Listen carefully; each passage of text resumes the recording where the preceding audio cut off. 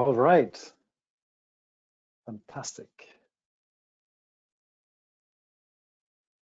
Just waiting a few more seconds. So there's a couple more people have the chance to drop in and listen to our webinar from the very, very beginning, which is great. Yes, there's still some people coming.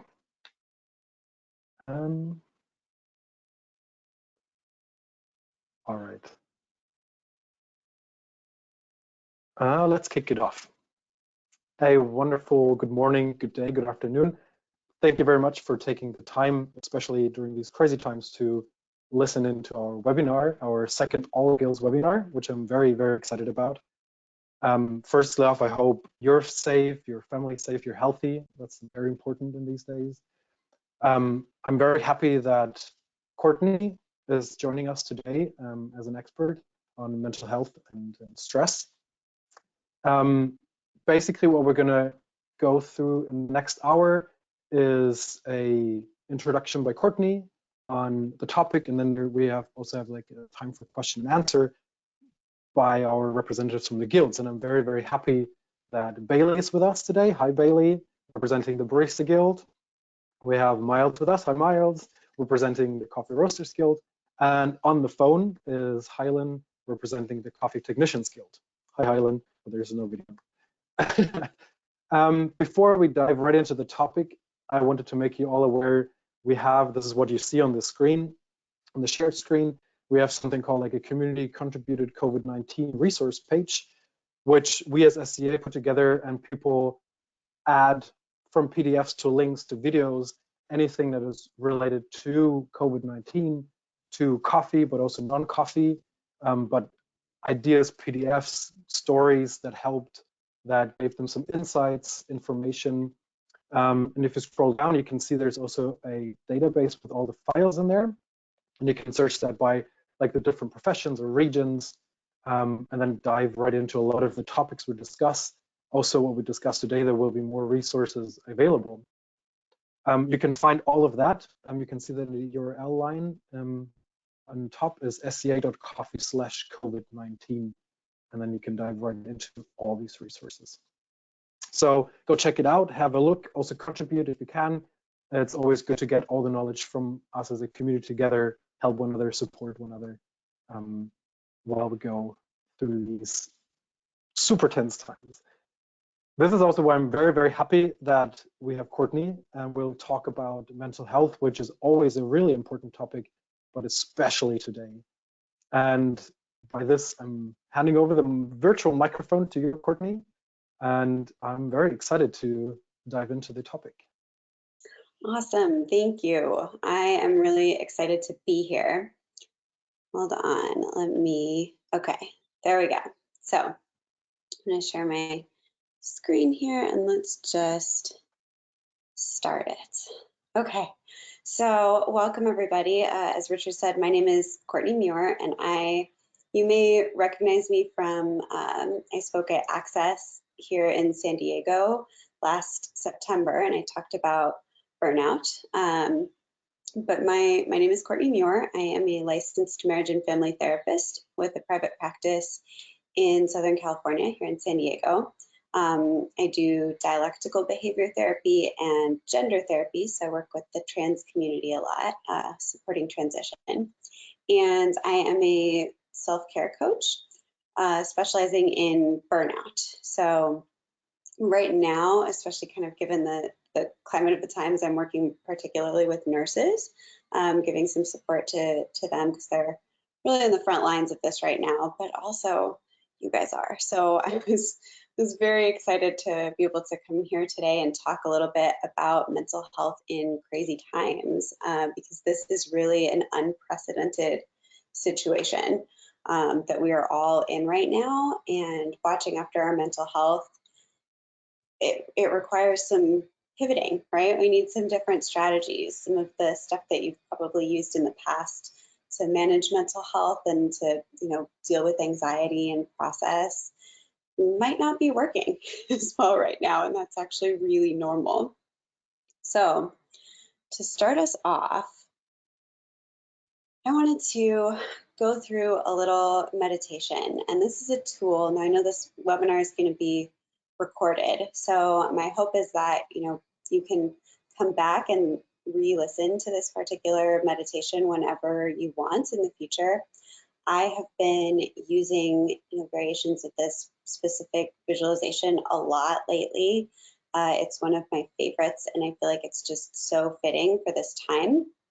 And I thought it would be really nice to give us some experiential practice with it. So if you have never meditated before in your life, perfect, no problem.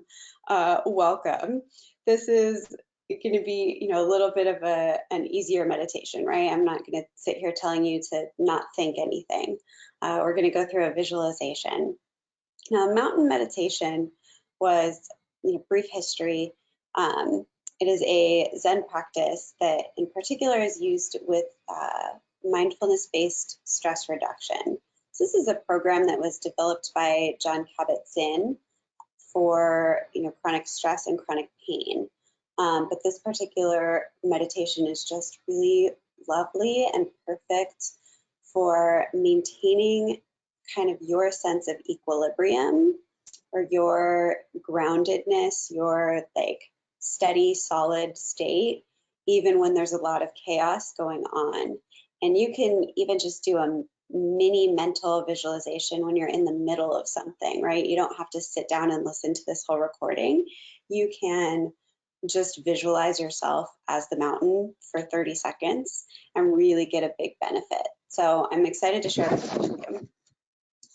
Get my papers here. I will be, so the meditation that I'm going to be leading, I am creating as I go, but I'm basing it off of a really fantastic mountain meditation script that I will be sending to that community resources page. So you'll be able to access this script there as well and have this recording. Oh, all right, so let's get focused, strap in. Wherever you are, get comfy, right? Get into a position where you feel really solid, where, if there was suddenly kind of a big breeze of some sort, you wouldn't fall over, right? Or you feel really connected to the ground. And then see if you can relax some of your muscles, relax into this position a little bit. If not, that's okay. There's good reason to have pretty tense muscles right now. So we're not judging. We're just relaxing if we can, accepting if we can't. Once you're really comfortable, go ahead and close your eyes. If that feels just super uncomfortable to have your eyes closed, that's okay. Find a neutral spot kind of down in front of you on the floor to gaze at while we do this.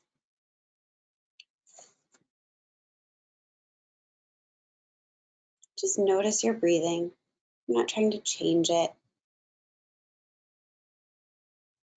Try focusing on the temperature difference in your breathing. When you inhale, that cool air into your nostrils, and the warmth of your exhale, releasing all that carbon dioxide, making room for the fresh oxygen. No judging your breathing. Maybe it's fast and shallow. Maybe it's deep and slow. Maybe you're forgetting to breathe. Sometimes that happens when we're anxious. It's okay.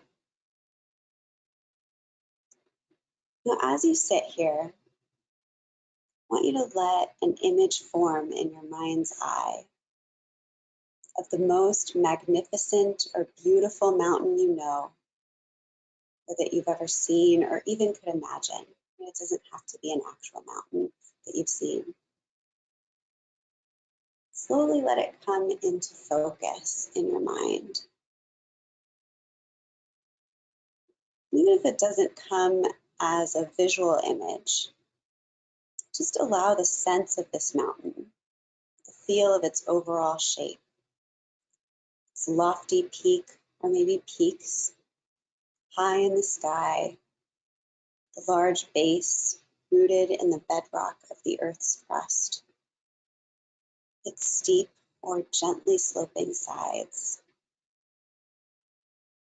You notice how massive it is, how solid, unmoving, and how beautiful, whether from afar or up close.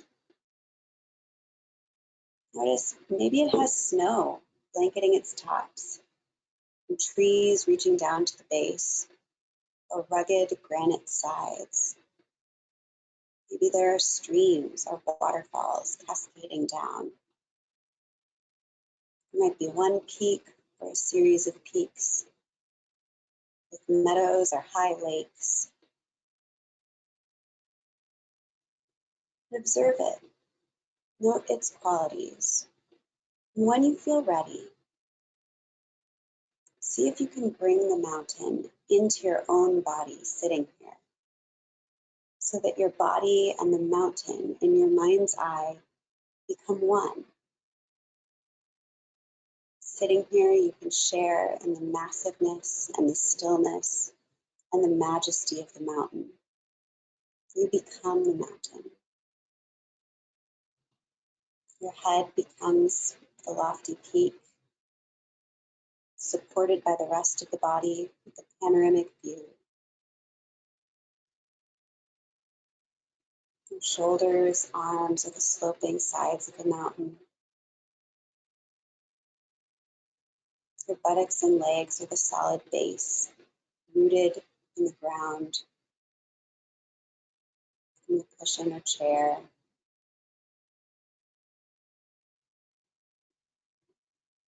And with every breath, become a little more of a breathing mountain, alive and vital, yet unwavering in your inner stillness.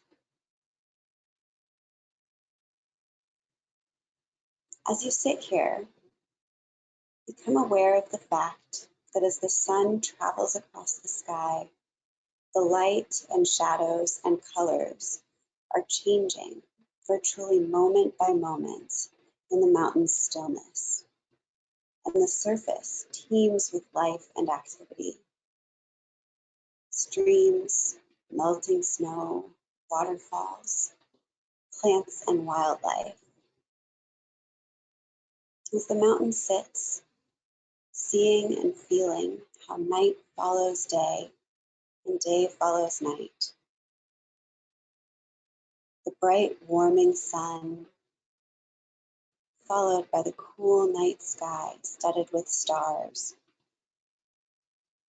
And then the gradual dawning of a new day. And through it all, the mountain just sits, experiencing change in each moment, constantly changing, yet always just being itself. It remains still as the seasons flow into one another, and as the weather changes moment by moment and day by day. Calmness, abiding all change. Be aware of how in the summer there's no snow on the mountain, except perhaps for the very peaks or in the crags that are shielded from direct sunlight. In the fall, might wear a blanket of fire colors. Maybe there are some wildfires. It's a mountain here in California. In winter, it wears a blanket of ice and snow.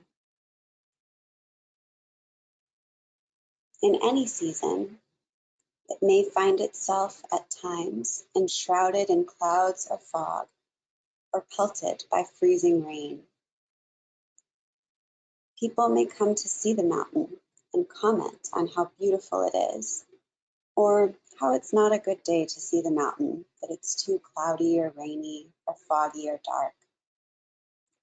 But none of this matters to the mountain, which remains at all times its essential self.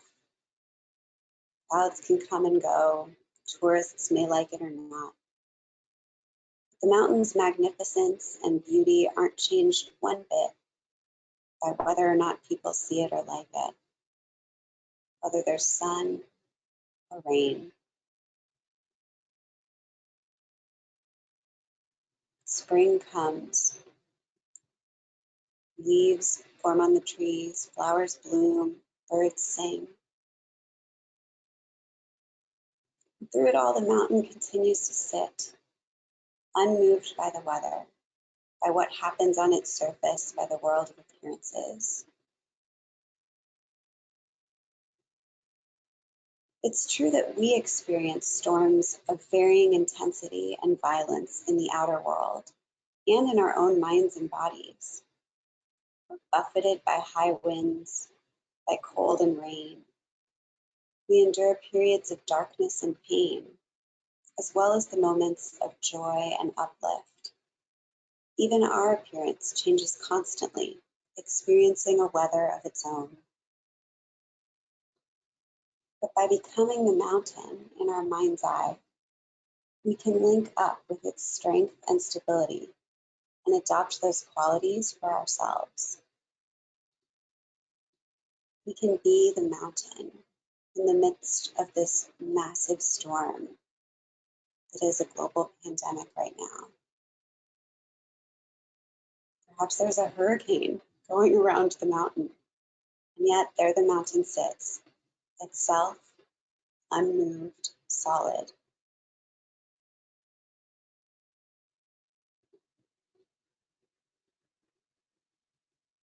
All right.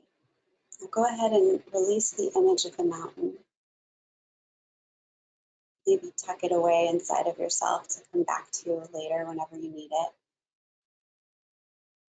Take a deep breath and let yourself come back into the room.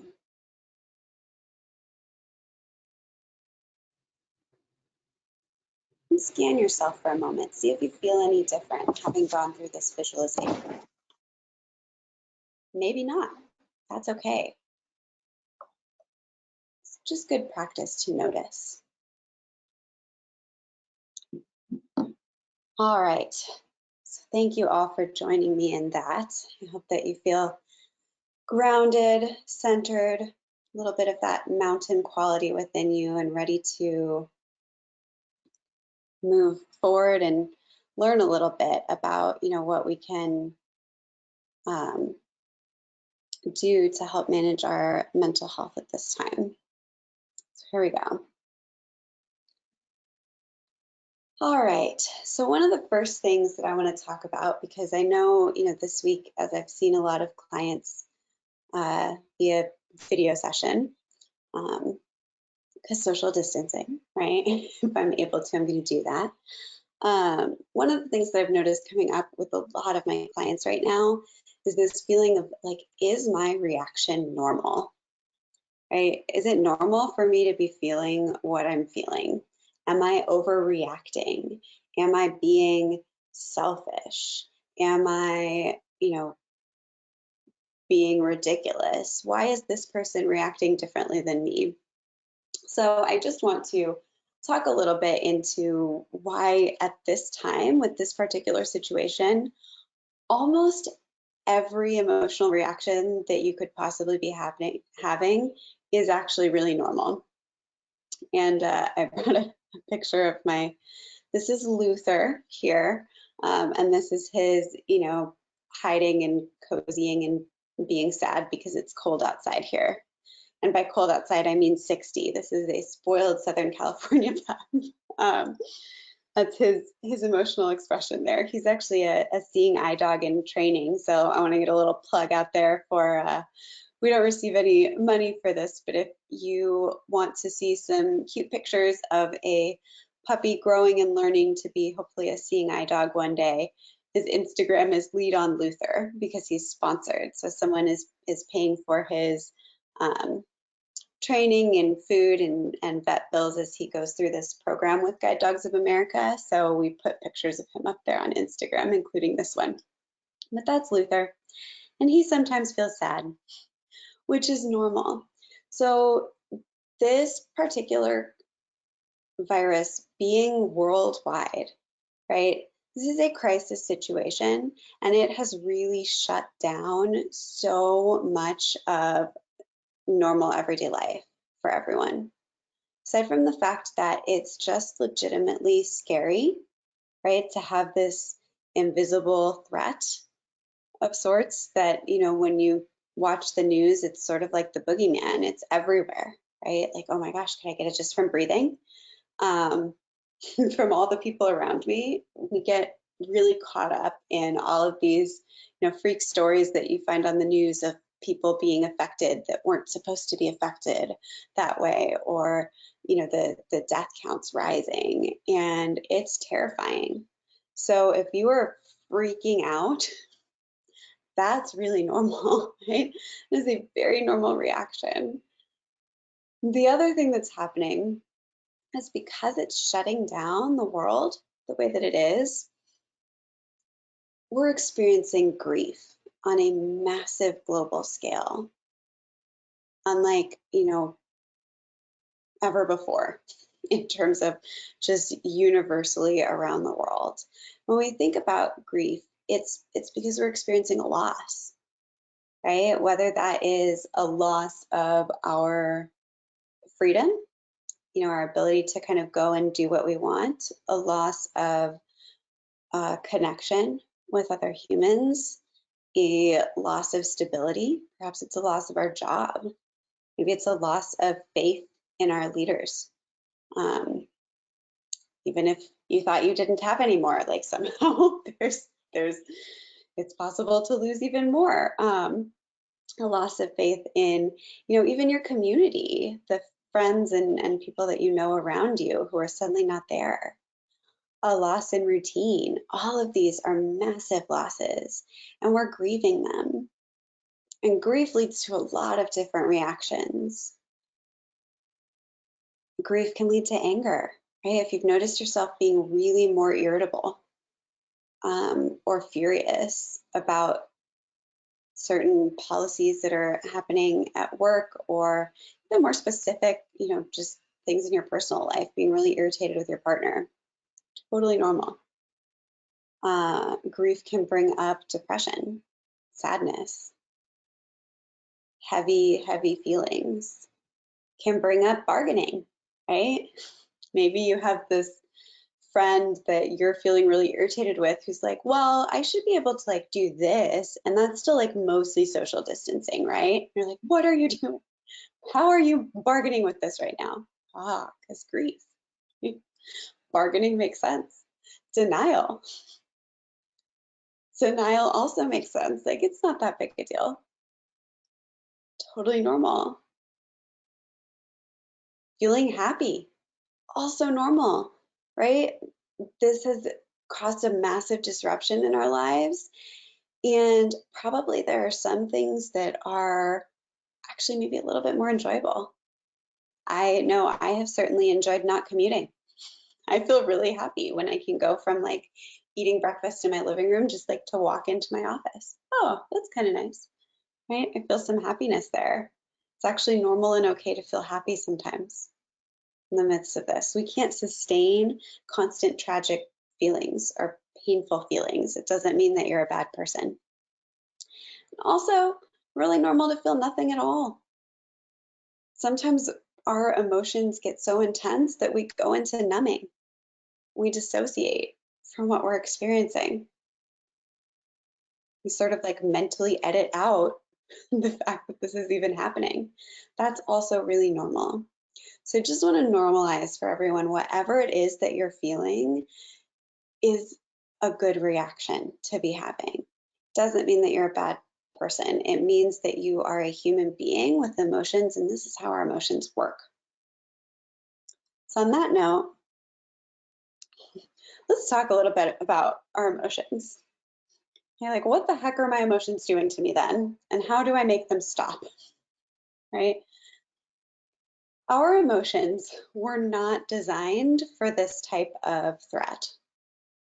So the reason I have a picture of my bunny Simon up here, and this is going to be interesting for me to talk through because Simon's emotional reaction is more often to rage. We brought out Jenga, and he like freaking loves Jenga because he just like pulls the blocks out and makes a whole bunch of noise and like destroys things. But our emotions are really, yes, as humans, we have evolved, hopefully a little bit, past bunnies. but our emotions have not. So inside all of us is this tiny bunny. If you think about your emotions as functioning like a prey animal, makes a little bit more sense what's going on right now and why they feel so out of control. Bunnies are a great example because they're basically, they are not the predators for anything. They eat grass and they're basically like the grass of the animal world. Everything eats them. Like they are here to be food. Their survival mechanism is to reproduce quickly so that they can be more food for more things. And I say that as the loving owner of 2 bunnies. Like they're amazing, but they're the bottom of the food chain. So if you think about being a prey animal, right? We have this fight, flight, or freeze system. And freeze is basically like be really still, blend in with your surroundings, or play dead until the predator passes. And right now, we have this unseen predator called COVID-19 that is stalking in the streets, right? It's everywhere. It's in the air, even in our brains. Like this is what our brains are telling us. So if there is a predator nearby, we go into fight, flight, or freeze. Now, the thing is, this fight, flight, or freeze was designed for like a bunny's predator. So if you're a bunny and you're out chomping some grass, living your life, and all of a sudden there's a wolf in the field near you, you either run away, right? Maybe you attack the wolf. That's probably, frankly, what Simon would do, and it would not work out well for him, but it's a possibility. Or you freeze and you wait for the wolf to go away. Now, with all of those, that wolf is not hanging out in the field with you for days and days and days, right? The situation passes, and then your system can return back to normal and you go about your daily life. That's not the case with this particular threat, especially when it's all over the news, when it's all everyone can talk about, right? You think that that wolf has left, and then boom, it's back. So our emotions right now weren't designed for this, which means that they are firing almost constantly. And it's exhausting. They're designed to give us information, right? To help fuel us to be able to run away from the predator. But we can't run away from this predator. We just can't. There is too much information out there. And even if we were to try and find a cave far removed from any humanity, we would eventually need to interact with some other humans because that is an innate part of being human. We need company, we need connection. So if you recognize that like your emotions are coming from this place of trying to help save you from a predator, that's why they're not shutting off, because the predator is still there. And it ends up really draining you. But one way to sort of help with your emotions, we can't make them stop. If we could, oh my goodness, you guys, I would be like a billionaire therapist at this point if there was a way to control our emotions. We can't. We're going to feel them. But what we do with them and how we care for them, we have a lot of control over. So first of all, thinking about your emotions, even though they're probably really frustrating you, you probably hate feeling the fear that you're feeling right now. Think of them as this little bunny just trying to help you survive, right? That's all they're doing. Thanks, emotions. I don't actually need that help, but okay, like you're coming from a good place. That can sort of help change your relationship to the discomfort that you're feeling. Now that we know a little bit about, why our emotions are going off so much and how they work, I want to talk a little bit about some techniques that are going to be really helpful for you right now, given how our emotions actually work. So first of all, survival-based self-care. Right? If you think about the bunny metaphor again, the wolf is hanging out in this field right now. So any kind of self-care that is meeting your basic needs is going to be crucial, because our fight or flight systems are firing like crazy. We are burning calories, right? Using energy, feeling really distressed. So I have some suggestions here. Keep taking showers. I know it's easy when we're working from home to just like, I can do day 4 of dry shampoo, right? Been there myself. But especially when, you know, what you're hearing on the news is about a virus, right? Our brain picks up on this hygiene, cleanliness.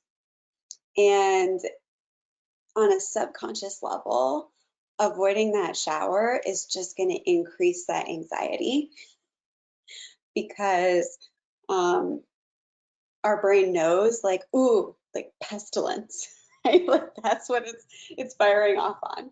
So even just taking a shower, even if you haven't like actually left your house and you don't need to for the purposes of COVID-19, taking that shower is going to soothe your mind a little bit and be really helpful self-care. So doing, you know, cleanly things, giving yourself a foot soak. It's stuff that has to do with hygiene. Exercise is so important right now, and I am saying this as someone who legitimately like strongly dislikes exercise, so I get it. If you're like loving the fact that you can be on your sofa all day, like that was me. And exercise is so important because our fight or flight system is firing more. We have so much adrenaline going through us right now, guys. Like it's just going. And we need to flush it out. Otherwise, it will sit there and really distress us. So whatever you can do for exercise, and whether that's in your own home, there's so many free exercise videos on YouTube, like, and gyms are going online now. If you can get outside in nature, awesome, even better. Getting some fresh air will help. But make sure that you're exercising. Exercise also helps, you know, give you some dopamine and energy if you're feeling really down. So exercise, super important, right? Survival-based self-care, basic need of movement, using your muscles. Protect your connections with other human beings or pets. It is a basic need for humans to have connection to others. We need to be connected. So right now, it's really easy to fall into isolation. It's never been easier. Even when you're trying to stay connected, right? A lot of times, how do we stay connected? Social media. I don't know about you, but I have had to limit my exposure to Facebook because there's a whole bunch of articles and a whole bunch of anxiety. And it makes me kind of want to run away from Facebook. And then I feel more alone. So doing what you can to really protect your connections. Have Skype dates. See your friends. Get on group chats on your phone, right? Do whatever you can to still feel connected. Watch some of your favorite streamers. I take dance classes at a local studio here, and my favorite instructors are like going online and doing classes live. And I love just being able to see and connect with them. Protect your connections. This other one is really important too. Eat balanced and regular meals. That's supposed to say meals, not just one meal. So, hate to break it to you, those of you who are thinking, oh my gosh, now is like the perfect time for me to go keto because I'm not working and so I don't need my brain. Now is not the time to make sudden major dietary changes because our body is operating in survival mode. So, like, if you picture, you know, if you were a bunny in this field and there's a wolf 6 feet away from you, you're not going to be like, I think now's the time that I'm going to switch to eating flowers instead of grass, right? Like you're going to eat the same thing that you always eat and what's nearby. because you're hiding from the wolf. Like your body's not going to react well to massive, major, sudden shifts in diet. Like it's just not, because it's trying to survive a predator. So this is not me saying don't eat healthy, right? It goes the other direction too. I know my reaction when I first started social distancing was like massive amounts of sugar were added to my diet. My body also did not like that, right? It's like, we don't need a cupcake after every snack. Courtney, like, let's not do that. So really doing what you can to just eat balanced meals, regular meals. If you want to use this time to make some dietary shifts, power to you, do it really slowly, because a massive shift is just going to switch your body into more survival mode. It's going to feel threatened by that change right now. And finally, take reasonable recommended measures to protect your physical health. Doing what you can to protect your immune system right now. Washing your hands according to the guidelines that are being laid out by the World Health Organization or the CDC. Now, the reason I say reasonable recommended is it's really easy right now to get into, anyone who has ever struggled with OCD is really struggling right now with, wanting to wash your hands, and you're being encouraged by people to wash your hands. If it is, getting to the points of being excessive care for yourself, right? What happens is like you end up needing more and more and more, because you're not actually doing it to care for your physical health. It's like a response to mental health, mental soothing. So check the facts, right? Know what's recommended to be doing, and follow that to make sure that you're protecting yourself. Don't go, in massive excess of it, because at that point you're trying to soothe your brain, and you can potentially end up doing more harm to your body than help. Now the other piece, okay, cool. Watching the time, wanting to make sure that we have plenty of time for question and answer, but I know I have a tendency to go on. The other thing that can really help you right now is boundaries. So let's just jump in and talk about these. Maintain a schedule, even if you have to invent it yourself right now. We are, our human bodies work on cycles. If you've ever had your circadian rhythm messed up, right? Jet lag is real. We are designed to, we get really accustomed to going to sleep at a certain time and waking up at a certain time. Maintain that. This is going to help communicate to your body that everything is okay, and to your subconscious brain, right? That you are maintaining a schedule. When we completely let go of any routine, that's when depression starts to creep in. And you also want to, cut yourself some slack. This is not about maintaining a rigid down to the minute productivity schedule where you mentally berate yourself when you don't meet it. Understand that you're just going to be less productive right now because you're a little bunny rabbit in a field with a wolf 6 feet away from you. That's how your subconscious and body are reacting right now. So do your best, but really work to maintain a schedule. Don't live in complete, mental health anarchy at this moment. Set some mental boundaries for yourself. So notice when, worries about virus are starting to creep in, right? Maybe you're doing something for work at home, or you're at work and you start thinking about, oh my God, like this person that came in 20 minutes ago, I saw them cough in the corner. Like, am I screwed now, right? And you're kind of worrying. I love to use visualization for this, where you picture that worry as like a little, trinket or box or something. You just imagine putting it to the side somehow. So that can be like, maybe you chuck it into a river and you watch it float down the river, that thought.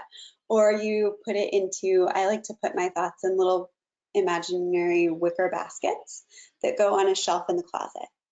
right? So it's like literally visualizing and picturing, putting that thought out of your mind right now so that you can stay focused on what you're doing. And know that like it's going to come back over and over because we're operating in survival mode, but that's okay. Using visualization to have these mental boundaries and protect what you're thinking about can be really helpful. Then the last boundary piece is to create some physical boundaries to help support your brain, because your brain is working so hard right now, folks. Like it's working hard. So, if you are working from home in some capacity right now, set up a space that is strictly for work, right? If you just sit on your sofa where you normally watch TV and do work there, you're going to start to have some like mental bleed over. It's going to feel like you're never away from work, or you can't get to work because you're never away from home. So this might be designating a specific space, right? It might be moving around some furniture, but it could even be something as small as like a symbolic, like, okay, if I'm working at my kitchen table, then when I pull this plant over next to my laptop and I have that near me, that means that I'm working. And then when I'm done working, I move the plant off the kitchen table and now it's my kitchen table. Even things as small as that can really help our subconscious, because our brains register so much more than we are aware of in any given moment. And making those little connections, it's just going to help your brain be able to put some boundaries around work and life, right? Same goes for kids if you're homeschooling children right now. Having something that like makes that space special for them. All right, and finally, it is okay, it is more than okay right now to get outside help. There are tons of therapists all over the world that are doing video sessions. If you have struggled with mental illness before in the past or have received a diagnosis, there is no shame in getting help right now. Probably a fair amount of your previous coping strategies and things that you've used to manage your mental illness are not options right now. So getting some outside help is so important. There is no shame in it.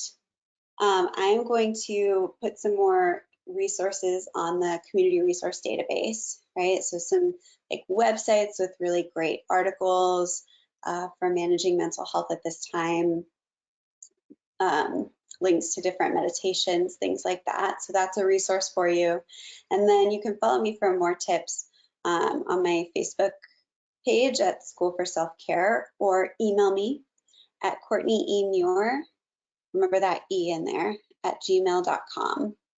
And I am happy to respond to any additional questions that we're not able to get to on this webinar. But there is no shame in outside help right now. We're in an unprecedented crisis, and so we're going to have to do some different things.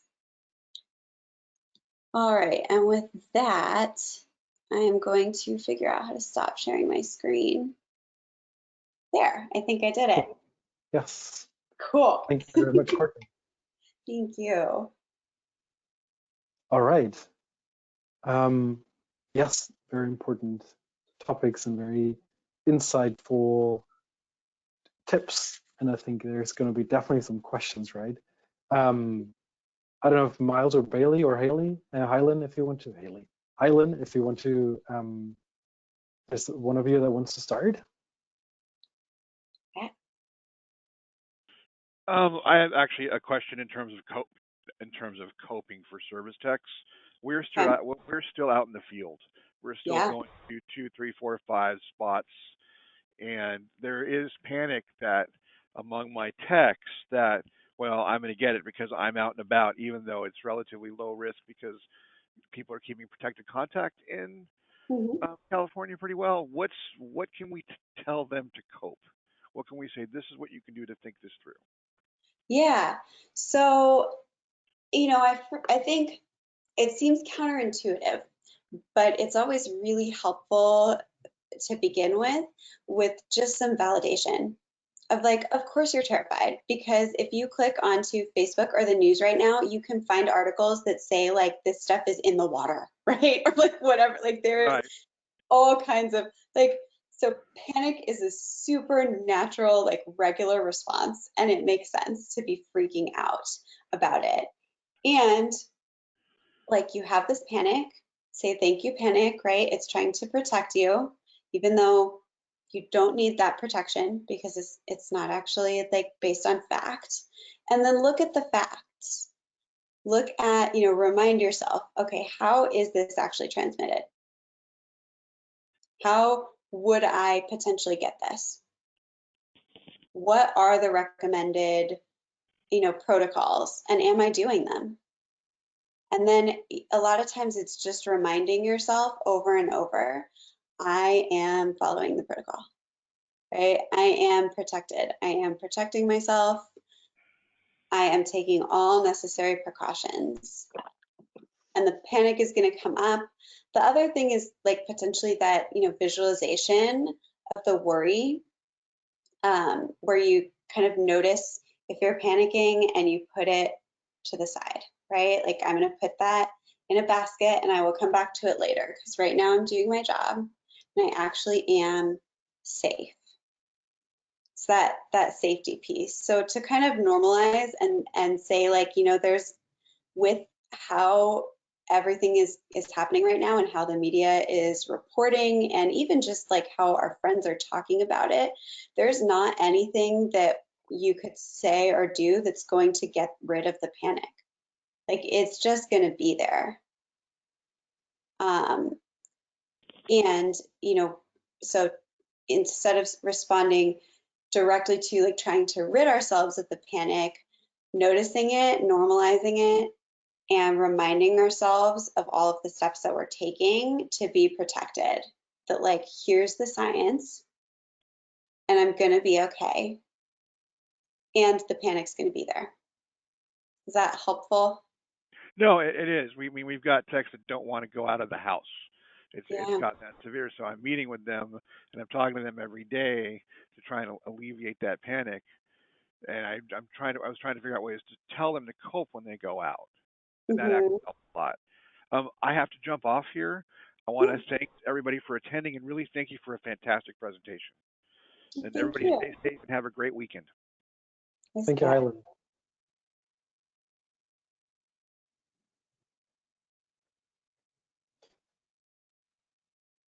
More questions? I had a few that I had prepared, but the presentation was pretty comprehensive. So you actually addressed quite a few of the areas that I personally was wondering about, and some of the feedback that people just had shared with me over the past few days. I think two areas I'm wondering about. We were talking about social media consumption and understanding when to draw a line with that. I was wondering if you could share a little bit on specific sort of examples or signs that you're seeing when someone is reaching a point of overconsumption versus having like a healthy relationship with, you know, reading the news and being on social media and staying connected. Absolutely, yeah. And this is, you know, it's really personalized to everyone, because there are some people who can handle more of it than others. But one thing to look out for is, so first of all, sometimes you'll just know, right? And you have this sense in your gut, like I am on social media too much, and it feels almost like an addiction, like I can't look away. Or you start feeling guilty, like, oh my gosh, but what if new information comes out? If new information comes out, like you'll be able to see it later in the day. Nothing is happening right now that's like if it's important enough to you, like it will get to you. You can't avoid that information. So if you're like really recognizing that, you know, now's the time to go with your gut, protect yourself, try and limit exposure. Sometimes if we're not noticing it, how it can present. And this was one thing that happened with me. I wasn't really paying attention to how much it was impacting me. And then I woke up one day and I was like, why am I so tired today? Right? If you find yourself walking around doing things that normally would be fine and you feel really exhausted, that's a good sign that social media consumption might be high, because we as human beings are naturally wired for empathy. So when we're on there looking at the news, looking at people's posts, we are empathizing with them and we end up feeling anxiety that's not ours, right? We have our own and we take on more, and it's exhausting. And we are very tired. And so if you're noticing yourself feeling really tired lately, my suggestion would be try cutting back the social media consumption a little bit. Set time limits for yourself. I'm a huge fan of timers because there's something about, I hear that buzz and then I have to like consciously turn it off and ignore it if I'm going to keep doing it. It usually guilts me into like, okay, fine. So set some timers and see if your energy goes up. I have a feeling it will, but that like noticing that tiredness is a big red flag that consumption is a little high. Got it. I have been personally exhausted for that exact reason. So I hope a lot of other folks find that helpful. Yeah. It's funny. And, sometimes like you'll think, well, it's not like really impacting me that much. Like I'm just, I'm on here and I'm getting informed and I'm learning. And then suddenly you're exhausted and it's like, oh, I guess I am feeling it. That's another piece of like why that sneaks up on us, especially right now, is because it's so scary and there's not anything that we can really like do to end it right now. We are spending our time in our heads. Like the global community is kind of like a bunch of floating heads right now in our thoughts, completely disconnected from our bodies. And so we don't notice that like our chest is tightening as we're like watching social media. We're like, I'm in, brain land. And then that's where the tiredness creeps in for sure. Yeah. I have a question that it's related to a question that we can see from the one of the attendees.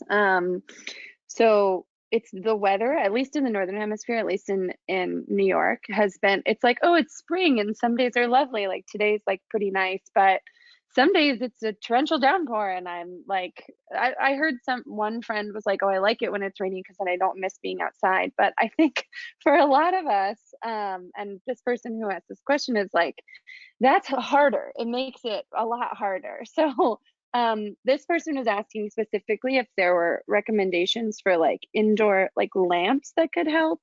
But my original question relatedly was just like, are there ways to reframe a rainy day to sort of zap ourselves out of that Eeyore kind of terrible rainy mood? Yeah. And it's funny because it's been raining here in San Diego. And, granted, it's Southern California, but this is like impacting people here because we're not used to it. Most people would be like, woo, like all the sun. So totally. In terms of, indoor lamps, like there's light boxes that mimic the sun. I don't have any specific recommendations, but, pretty much any that you can find where it's a light box where they say like it's mimicking sunlight actually makes a massive difference. Like they've done a lot of studies that can be really helpful.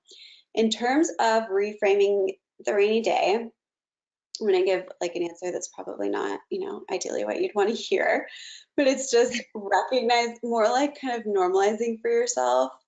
I might be a little Eeyore today because it's rainy, right? That like when it's gray and dreary, and this is as someone who I love the rain, and I notice feeling sadder on the days when it's gray and rainy. And that's just a normal like biology response. We're not necessarily going to be able to change it super easily, But if we can stop, kind of like beating ourselves up for feeling that way, or think like, get happy so you can be productive, right? They're two different things. Recognize that like, I can be a little sad today and get stuff done. And that the sad is not because there's something wrong with me that needs fixing, it's because it's gray outside. So sort of like looking at and naming the outside factors that can very much be influencing you, and how like, oh, that's why.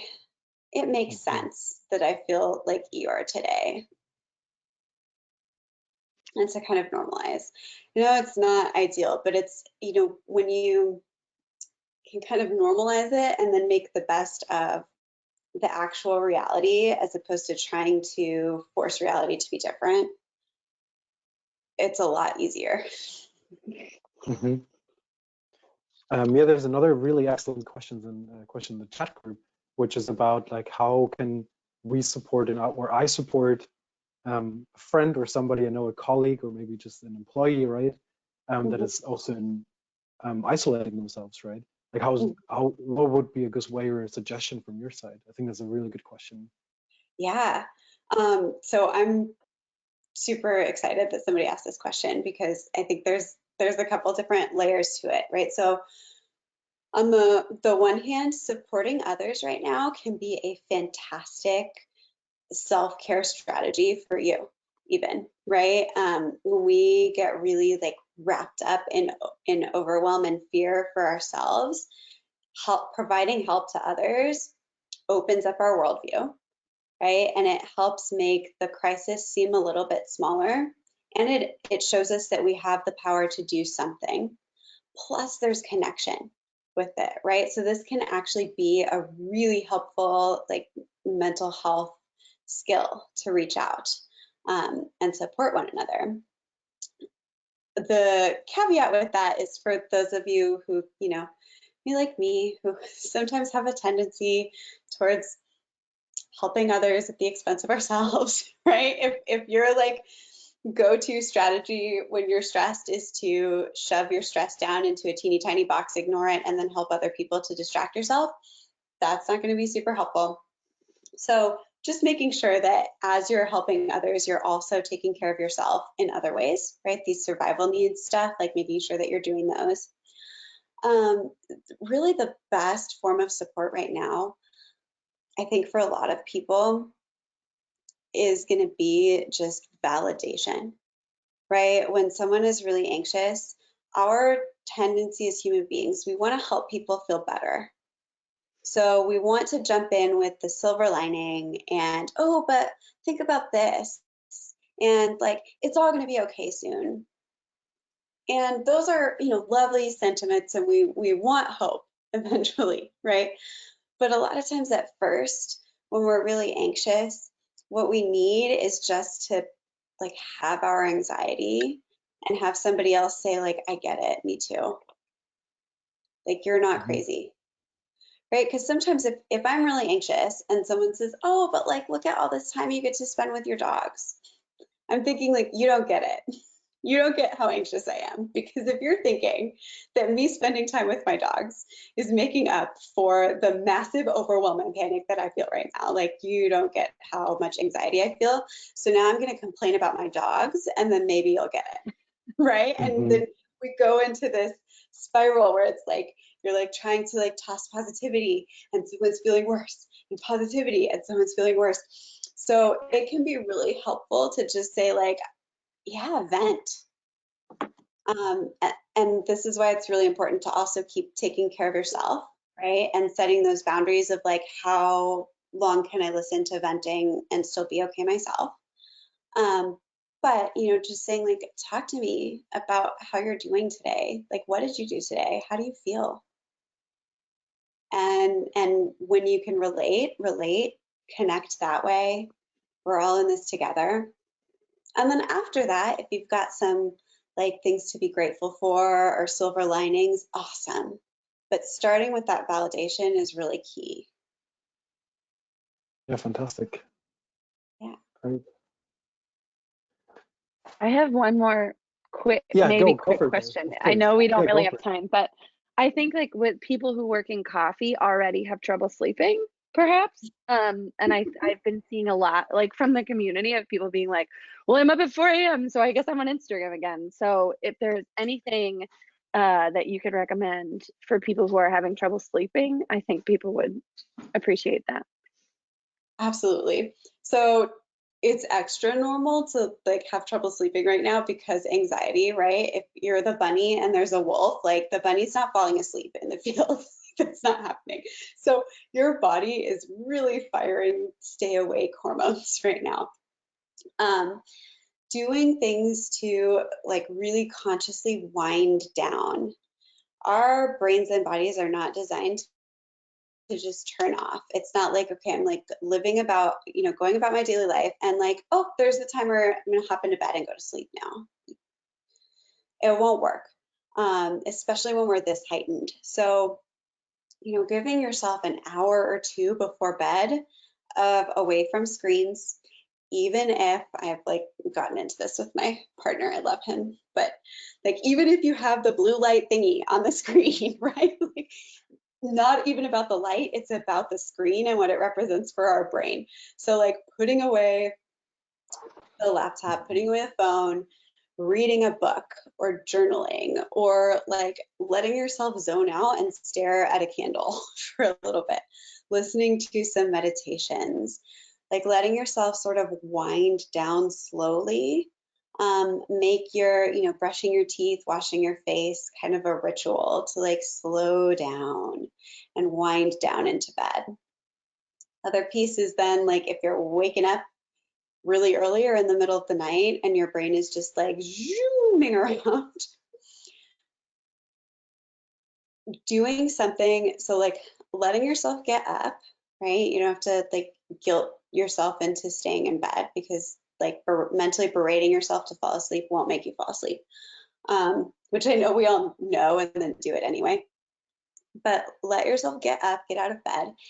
And I know it's so easy because the phone is right there, but social media is like a no-no at those times because it is like you're connected to so many different people. So it would basically be like leaving your bedroom and like walking into Coachella and thinking that that's going to make you fall asleep, right? Like it's like this is like music festival of like a billion people. Like there's so much stimulation and people and connection that your brain is not going to be able to like wind down again. So doing something a little less stimulating, whether that's reading, maybe you have a super boring project that you could work on, or I've taken up knitting to keep my hands from touching my phone during the day, right? Like knitting, doing a little exercise even, sometimes that can wake you up a bit. Sometimes it's just flushing the adrenaline through your system. But doing whatever you can to kind of avoid social media at that time, and I know it's so hard. But stuff that's not super stimulating, it's going to help your brain like stay calm enough to go back to sleep potentially. Make sense? Yeah. Cool. Thank you very much. Great. Yeah. Also, a really good last question, I think, because Yes. that's super important. Sleeping, right? And enough sleep. Mm-hmm. Thank you very much, Courtney, for joining us today. Yeah, thank you for having check me. out Courtney's Facebook, which is School of Self-Care, right? Mm-hmm. Mm-hmm. Also, thank you to Miles, and thank you to Bailey, and also Hyland, who already left, for joining and asking the questions on behalf of the community. Stay healthy, stay safe, and I'm looking forward to our next All Guilds webinar. Thank you very much for joining today. Yeah, thank you. Bye. Bye. Thanks. Bye. Bye.